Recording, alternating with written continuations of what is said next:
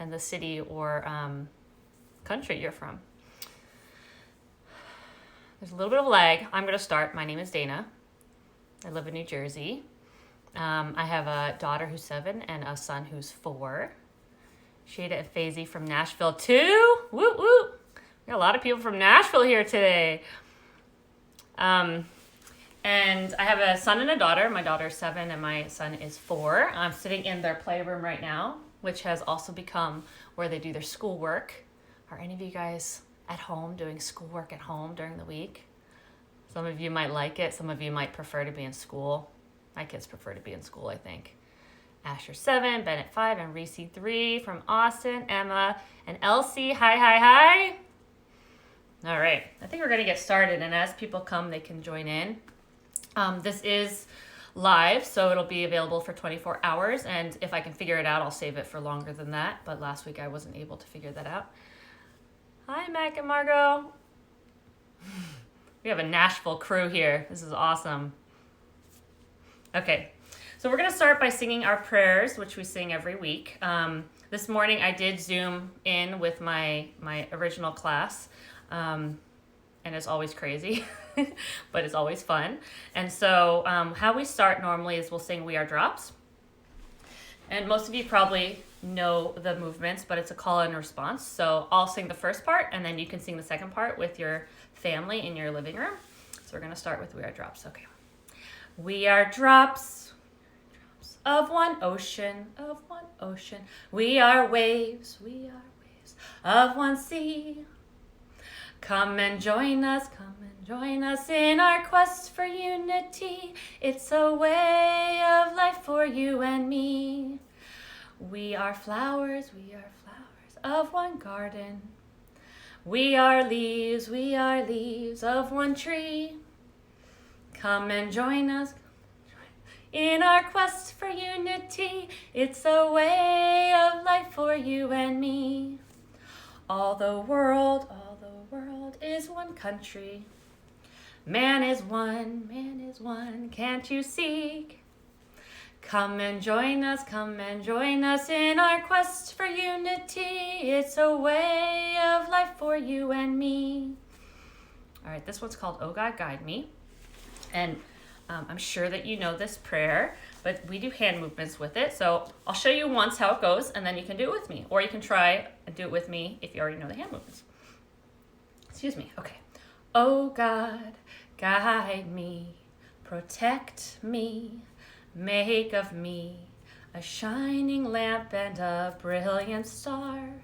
Thou art the mighty and the powerful. So do you want to try it with me this time? Okay, so you get your fingers ready like this.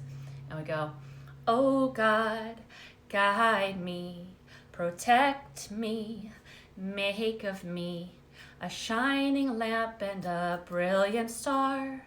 Thou art the mighty and the powerful. Awesome. Okay, this one is called Blessed is the Spot, and you probably all know it also, but there are a couple different versions of the song.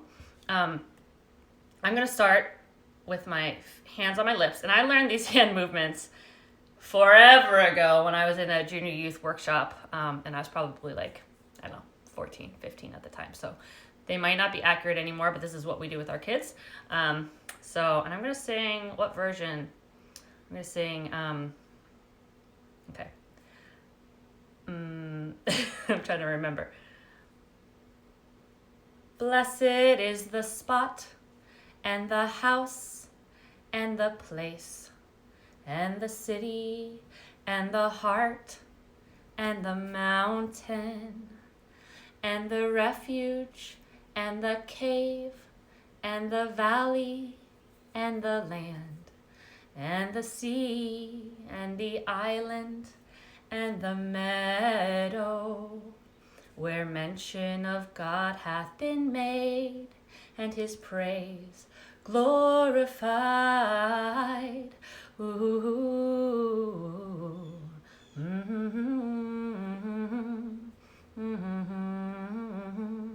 Let's try it one more time. Ready? Blessed is the spot and the house and the place, and the city, and the heart, and the mountain, and the refuge, and the cave, and the valley, and the land, and the sea, and the island, and the meadow, where mention of God hath been made, and his praise glorified. Ooh. Do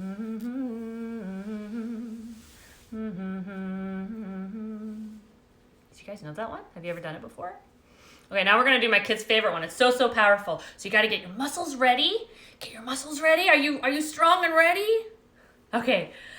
So powerful, so powerful is the light of unity. So powerful, so powerful is the light of unity, that it can illuminate the whole earth, that it can illuminate the whole earth, the whole earth. All right.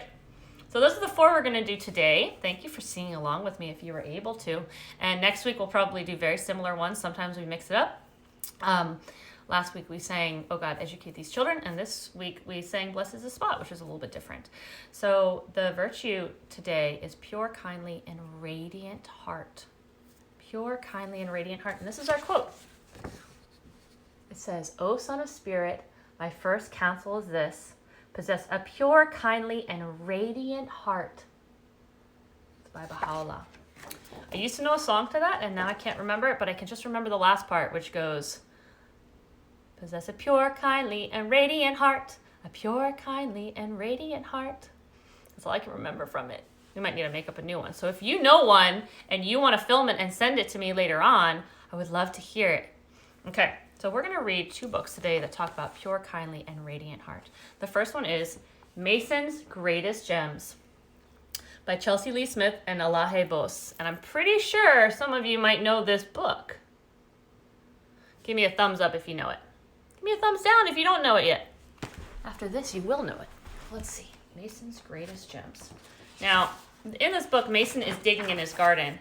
And I was digging in my garden this morning. Look at my hands. Can you see? Can you see all that dirt? I tried to wash them up, but I couldn't get them clean. So if you're wondering why my nails are covered in dirt, because I was digging around for worms. And maybe some gems, too. Let's see. As he did every Saturday afternoon, Mason was digging next to the old swing when he found a handful of items for his treasure collection. He ran inside to show his mother, spreading his finds on the table. There was a rusty screw, a bottle cap, an old plastic bead, and a mud-covered rock. After washing the screw, bottle cap, and bead, he started washing the rock.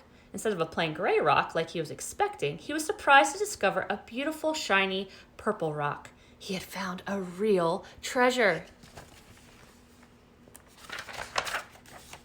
"Look at this one," Mason said. He held up his dripping treasure for his mother to inspect. "What a beautiful find," his mother agreed. He lifted the rock up to the window, and they watched as the sunlight made the purple shine even more. "I think it's a piece of quartz," his mother exclaimed. "Quartz!" Mason shouted. He had never heard of quartz before and could not believe he had found something so beautiful. As they admired the rock, he began to wonder what other treasures might be hidden in the mud. Maybe there was even gold. Did you know that gold comes from the ground? Do you know what a mine is? His mother asked. There's an old mine not far from here. Daddy used to visit it when his father worked there. Mason thought about the last time he had used the word mine. He pointed to a pair of shoes. Like, those shoes are mine? His mother smiled. You're right that mine sometimes means something belongs to you. But a mine can be a place too. It is a hole or a tunnel which is dug out to find something special. Mason listened carefully as his mother explained that beautiful gemstones could be found in mines. She talked about turquoise stones, jades, sparkly diamonds, green emeralds, opal, and red rubies. He imagined beautiful rocks of different shades as shiny and as beautiful as his purple quartz. When these stones are first found in the earth, his mother added, they don't look the same as when you see them in a necklace or on a ring. They are rough and dull and have to be polished. Mason remembered the word polish from when his grandfather was polishing some silver. Without a moment to lose, he ran to grab a cloth and started to polish his little quartz. I want to see how shiny I can get it, he explained without taking his eyes away from his busy hands. The more he rubbed, scrubbed, and buffed, the more the quartz shone and shimmered, revealing details he had not noticed before. It looked more beautiful now that it had been cleaned and polished. He's working hard on polishing that gem. After a few minutes, Mason became still and thoughtful. I was just like a miner today when I found my quartz, Mason said. He felt proud of his latest discovery. Yes, you were, his mother agreed. Did you know that every person in the world, every baby, every child, every mother and father, grandmother and grandfather, has their own special mine inside them? Deep down inside you, there are so many hidden gems. Are you sure? Mason said, feeling a bit confused. He felt heavy just thinking about a bunch of rocks in his tummy. He poked his belly button to see if he could feel anything. I never knew I had rocks inside me. Do you have rocks in your belly? What happens if you poke your belly button? Is it soft and squishy or is it hard? It's soft and squishy? Good. These are different kinds of rocks. You are like a mine, his mother explained, because you have so many beautiful qualities called virtues hidden inside you. These virtues are just like gems. Your experiences help you find these gems. Your attitude helps you polish these gems. Mason listened carefully as his mother explained how every day we have chances to find and polish many gems inside us. Virtues like friendliness, respect, courtesy, love, generosity, helpfulness, gentleness, and many more. For example, she said, when you make your sister laugh or let someone have a turn at going down the slide, you're finding and polishing your gem of kindness. Can I find a diamond inside me? Mason asked, feeling excited. Sure. Let's imagine a diamond is the virtue of helpfulness. When you have an opportunity to be helpful, you have a chance to find your diamond. Daddy asked you to help him mop the floor the other day, and you said yes. You are practicing the virtue of helpfulness. Each time you're helpful, you polish your diamond so it is bright and shiny. We collect gems our entire lives. There are always more virtues to find and polish. No one ever runs out. Mason thought about all the ways he practiced virtues that week. He offered to help his friend zip up her jacket. That was kindness. He picked up an old bottle at the playground. That was showing respect for the environment. He said please and thank you lots of times. That was courtesy. He imagined his gems of kindness, respect, and courtesy getting smooth and shiny. Mason put the quartz on the windowsill. Do you see it here? He could see the sun shining through it, creating purple patterns. It was beautiful, and he felt excited thinking about the different virtues he could collect. Look at how shiny he got that quartz. Oh my gosh. The following Monday, Mason saw a new boy sitting all by himself at school. He remembered how lonely it felt when he was a new student and had to play alone. Even though he was nervous, he decided to make a new friend. I think that took courage. As he walked home that afternoon, he wondered if he had polished his gem of friendliness. Was his gem of friendliness blue or yellow? Was it small and smooth like a pebble or rough and chunky like his quartz? Did it create light shapes in the sun? Later that week, Mason noticed his sister struggling to paint a picture. Do you want some help? He asked. He couldn't tell exactly what her picture was supposed to be, a horse, a dog, or a tutu-wearing hippo. In any case, she was really happy that he had helped her finish it. Mason wondered if maybe he had polished another gem, perhaps thoughtfulness or kindness, or maybe both. As another Saturday afternoon came around and Mason found himself digging next to the old swing, he smiled a very wide smile. Mason knew that he would always find treasures here, but the greatest gems, the ones that shone like a rainbow and made his heart sing, were already inside him, just waiting to be polished. Now, I have a question for you. Inside you, if you have all of these gems, all these virtues that are waiting to be polished, tell your grown-up what color the gem of kindness would be inside of you. Would it be purple or pink? Maybe rainbow? Tell your grown-up what you think it would be. And then how about the virtue of thoughtfulness? What color would that be? Tell your grown-up. I think mine might be thoughtfulness maybe like a light pink. That's what I would think for my thoughtfulness virtue. I want to show you something. The quote we're talking about is, "O Son of Spirit, my first counsel is this, possess a pure, kindly, and radiant heart." Now, what does it mean if something's pure? If you have a glass of water and it's full of dirt, is that water pure? Or is that dirty? That's impure. It's impure, right? Okay, let's see what people said. Asher says pink. Bennett says rainbow. Elsie and Emma both say pink. And then Asher says purple for thoughtfulness. And Elsie says purple for thoughtfulness. And Emma says yellow for thoughtfulness. Wow. Okay. So if we possess a pure, kindly, and radiant heart, it means our heart is pure. It's unsullied. It means it's kindly, which means we do kind things for other people. And radiant means something full of light that's glowing, right? And so I want to show you, as Bahá'ís, we believe that our virtues are reflections of God's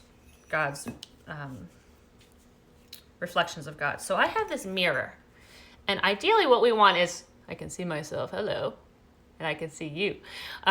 We want our hearts, Maeve says rainbow. Oh, very good. I like rainbow gems too.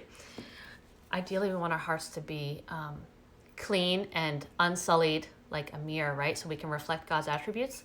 Well, what happens if our hearts get maybe sullied by impure actions where we say hurtful things to other people, or maybe we watch something that's not appropriate for us and our age, or maybe we are too concerned about how somebody looks rather than how they're acting or what their actions are. And this is what happens to our mirror and our heart. You see how it's becoming more and more dirty? Looks kind of nice, but here's God's attributes. If you reflect on here, I'm going to try and reflect on my ceiling. See if you can see it. Let's see. Can you see it at all? I can't really see it. So what we're going to do is we're going to clean off. Where did my... Oh, here. We're going to clean off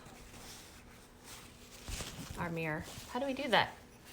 How do we polish our virtues? Do we say prayers? Do we do kind things for other people? Do we practice patience when we're standing in line? Do we, other ways we can, do we be truthful when we make a mistake? Look, it's clear again. And if I shine a light on it, look now. Let's see. Can you see my light reflecting? Yeah. I'm going to read you another book. That's what it means to have a pure, kindly, and radiant heart. This book is one of my favorites. It's called The Invisible Boy by Trudy Ludwig. I know a number of you have read this before, but it's good to read over and over again because it has such a great message. Okay. The Invisible Boy. There he is, drawing by himself. Do you see how he's not really full of color? He's black and white.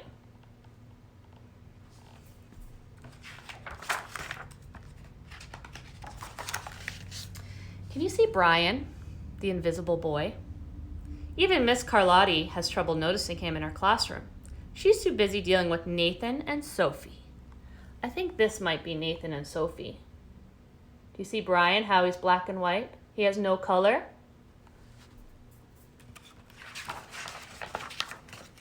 Nathan has problems with what Miss Carlotti says calls volume control. He uses his outside voice inside too much. That means he's really loud. Sophie whines and complains when she doesn't get her way. Nathan and Sophie take up a lot of space. Brian doesn't. Brian seems like he's a pretty quiet, well-behaved boy. Well, when the bell rings for recess, Micah and JT take turns choosing kids for the kickball teams. The best players get picked first. Then the best friends of the best players. Then the friends of the best friends. Only Brian is left, still waiting and hoping. He looks so ready. Let's see what happens, though. JT glances in Brian's direction and just as quickly looks away. "Oh, we've got enough players for each team," he tells the others. "Let's play ball." Oh, poor Brian. Does he feel invisible, like no one saw him?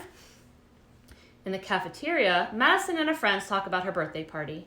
"The rope swing over the pool was awesome," says JT. "Yeah, so was the water slide," adds Fiona. "That was the best pool party ever."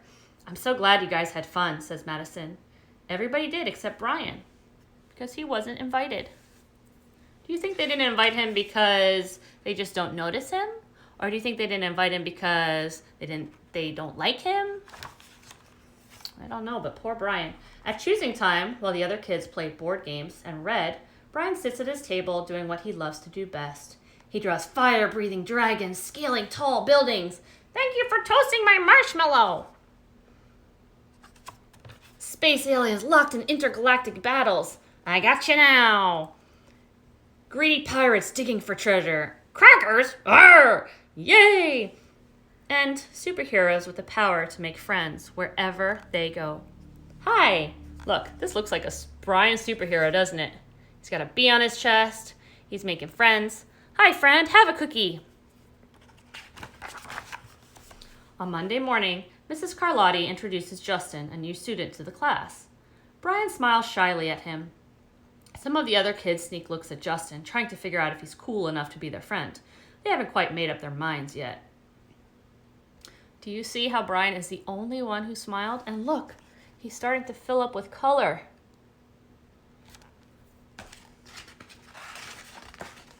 At lunch, Madison and JT watch Justin eat with chopsticks. "What's that?" asks Madison as she points to Justin's food. "It's bulgogi." "Bul what?" "Bulgogi. It's Korean barbecue beef. My grandma made it for me. It's really good. Do you want to try some?" "There's no way I'd eat boogergi." And the kids laugh. All of them, that is, except Brian, who sits there wondering, which is worse, being laughed at or feeling invisible? What do you think would be worse, being laughed at or feeling like no one ever sees you?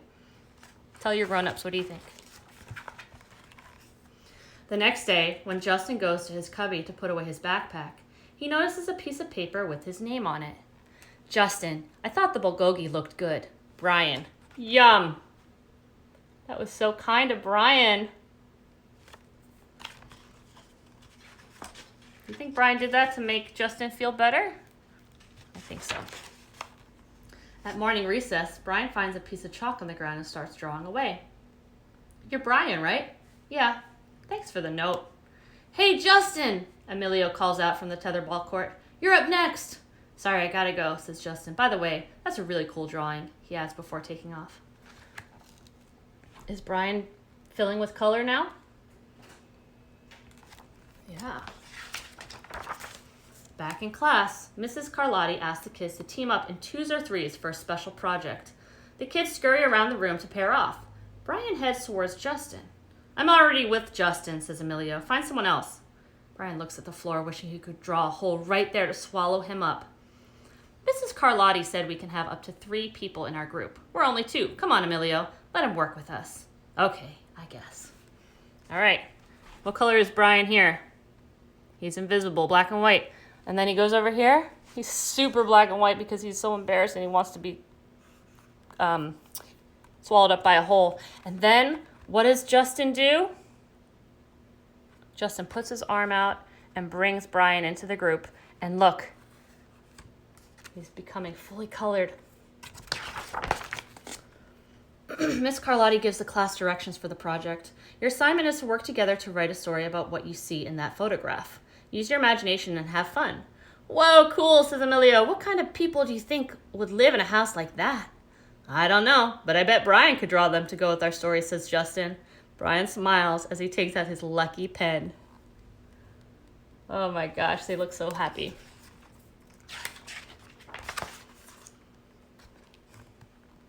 They're working. They're looking at the picture. They're coming up with ideas.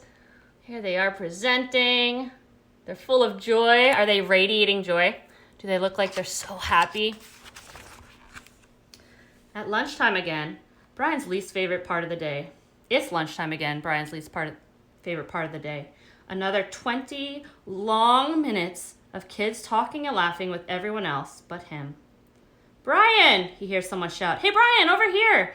Brian turns and sees Justin waving him over. Emilio nods at Brian as he makes room for him at the table.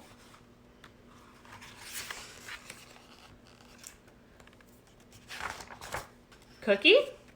Maybe, just maybe, Brian's not so invisible after all. Thanks. I love this book. And look at the end. What's Brian drawing for everybody? He's using chalk, and the kids are lying down on top of it to make all these fun things. You guys could do this at your houses or on your porches. Excuse me. Oh my gosh. So all it took was for Brian to smile at Justin to make him feel like he wasn't alone. And then he wrote Justin a note. And then Justin totally pulled him into the group, and Brian no longer felt alone anymore, right? Good little simple acts. So today what I thought we would do is I wanted to do an art project with you because that's what we normally do in our virtue class. But I wanted to use materials that were easy to find. So I don't know if you have these materials out. If you do, go grab them. If you don't, you can do this later. This is going to be live for 24 hours, so you can always come back to it. What you're going to need are washable markers. I suggest taking out the black or the brown, just so if you have little kids, just because it doesn't get so messy. So I'm going to put this down like this. I'm going to show you. I have a towel to protect my work surface, a gallon-sized plastic bag, your markers, and then eventually you'll need, you can either print out a picture, a black and white picture of your children, of yourself, or if you don't have a printer, you can take another piece of white paper and draw yourself or the people you love. And so before we get into that, let me tell you what we're doing. We're gonna make an art piece for someone we care about and we're thinking about. Maybe we miss them because we can't see them as often as we used to be able to see them. And so we're gonna make the background using water and our markers. And then we're gonna make a picture in the foreground, either using a picture that you print out. Sorry, I'm looking for my niece here. Where is she? I have a picture of my kids and my niece, which we're gonna send to my sister-in-law. Or you can make a picture of yourself if you don't have a printer, or if you just want to. So we're gonna start with the background. So take your plastic bag and your markers, and you're gonna scribble all over the plastic bag. Now, for parents who have little kids, like 3-year-olds or 2-year-olds, if they're that little, I would suggest giving them primary colors that work with each other. Otherwise, you might get a lot of brown. But honestly, it doesn't matter that much. So we're just gonna scribble all over your plastic bag like this.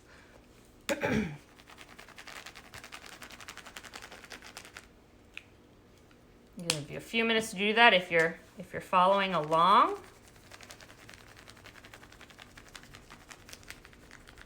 Okay. And then what we're gonna do is we're gonna take a small bowl of water, which I have here.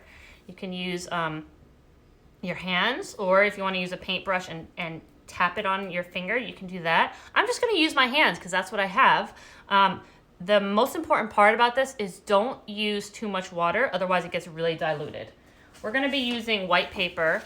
You can either use printer paper. If you have watercolor paper, that's even better, or this is just cardstock. Whatever you have available, this will work. And we're gonna make these notes to send to loved ones, either friends or family members.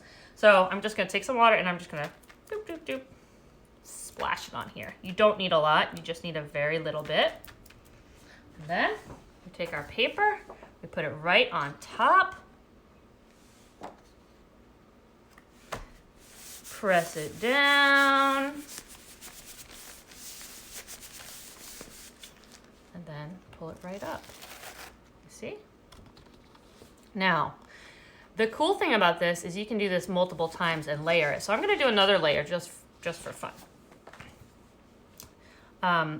You can either wipe this off if it's too wet because the markers won't work, or since I didn't use too much water, I'm just going to do it right on top.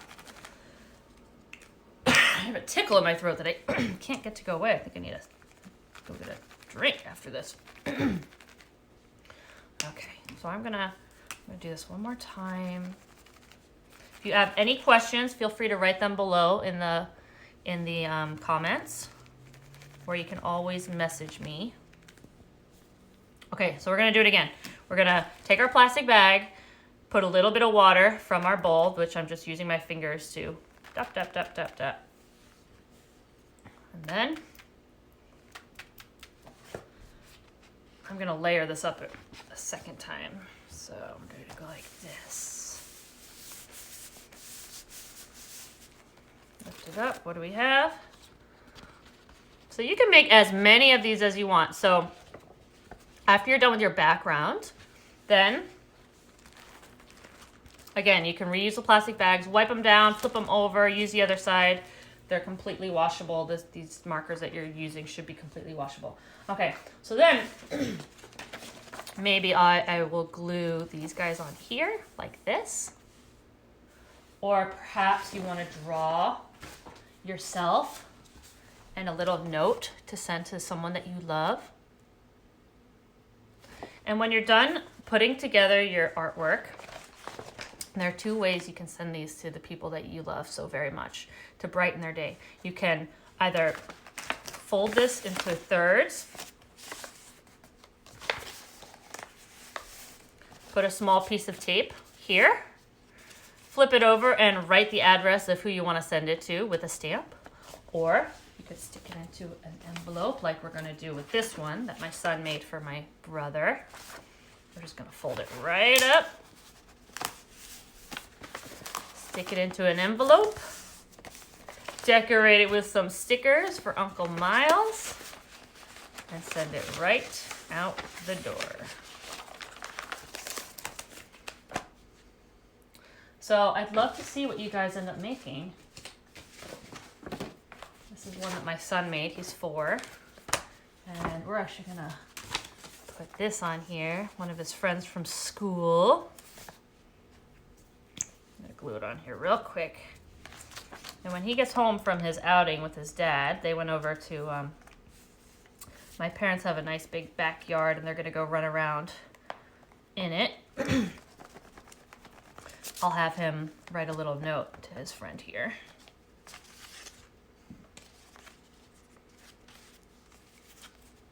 Okay, easy, right? So guys, thank you for joining me today for our virtue class on Pure, Kindly, and Radiant Heart. As I said before, it'll be available for at least 24 hours in the live feed. And if I can figure out how to save it longer than that, I will. And if you missed any part of it, just rewatch it. But if you also have any questions about the art project, let me know. And if you want to take pictures of what you make and send it to me, I would love to see what you guys have done. Because you can't go wrong, right? All right. I love you all. Have a good rest of your week. I'll see you next week. I think next week we'll do justice, so hope to see you.